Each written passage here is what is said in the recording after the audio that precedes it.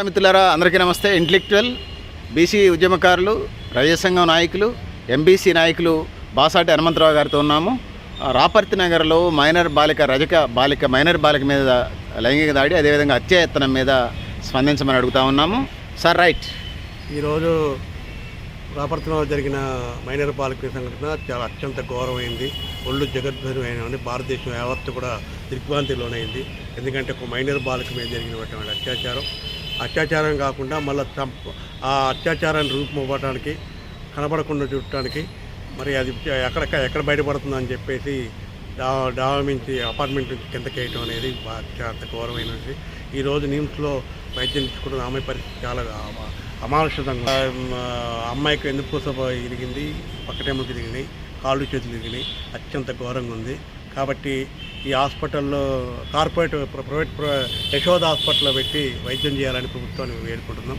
అదేవిధంగా ఇంతవరకు ముఖ్యమంత్రి గారు దీని మీద స్పందించకపోవడం చాలా బాధాకరణం. ఎందుకంటే బహుజనులకు ఒక రకమైన, రాష్ట్రంలో బహుజనులకు ఒక రకమైన న్యాయం, ఓసీలకు అగ్రవర్ణాలకు న్యాయం నడుస్తుంది. కాబట్టి ఈ 2 నెలలకి, ఒక 5-6 నెలల క్రితం రాష్ట్రంలో నాగర్ కర్నూలులో 2 నెలల పసిపాపని చంపితే కూడా ఇంతవరకు న్యాయం జరగలేదు. ఇది రెండో ఇన్సిడెంటు. ఇలా మరి ఓట్లు వేసినప్పుడు మాత్రం బహుజనులు మరి ఇదాన్ని చూడకుండా తీసుకుంటున్నారు, గెలుస్తున్నారు, అధికారంలోకి వస్తున్నారు. అధికారంలో వచ్చిన తర్వాత బహుజనులకు సంబంధించిన సమస్యలు పట్టించుకోకపోతే ఎంతవరకు న్యాయం అని చెప్పేసి నేను రాజకీయ నాయకులు ప్రశ్నిస్తున్నా. కొంతమంది జర్నలిస్టులు కూడా దీన్ని నోరు మరకు, ఎందుకంటే బండి సంజయ్ కొడుకు మీద జరిగితే మొత్తంగా పెద్ద ఉద్యమాలు చేశారు, అంతా చర్చావేదికలు పెట్టారు, అంతా మహిళలు కానీ ఎక్కడెక్కడ జర్నలిస్టులు కానీ మొత్తం వచ్చి చేశారు. కానీ ఈరోజు ఈ అమ్మాయి మీద జరిగితే మాత్రం నోరు మీద పట్టలేదు. ఆశ్చర్యం అనిపిస్తుంది. ఎందుకు ఇది మార్పు అయింది, ఈ సంఘటన ఇదేంది అని చెప్పేసి ఆశిస్తున్నాం. అదేవిధంగా ఈ సంఘటన ప్రకారంగా ముఖ్యమంత్రి గారు ఇంతవరకు స్పందించకపోవడం చాలా బాధాకరం. రేపు ఖమ్మం జిల్లాలో మదిరిలో ముఖ్యమంత్రి గారి సభ ఉంది కాబట్టి ఆ సభలో అయినా సరే ముఖ్యమంత్రి గారు ఈ అంశాన్ని గురించి దాన్ని ప్రకటన చేయాలి.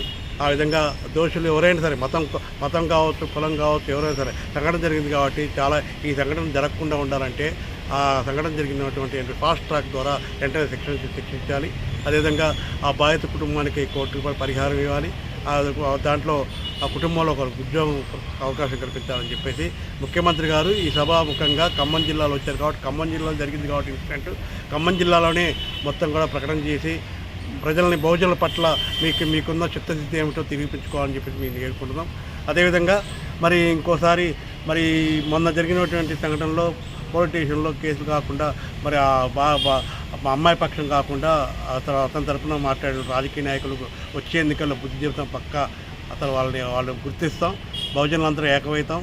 వారికి ఎన్నికల్లో గెలవకనేయకుండా మేమంతా బహుజనుల ఐక్యత ఉండి ముందుకు వెళ్తామని చెప్పి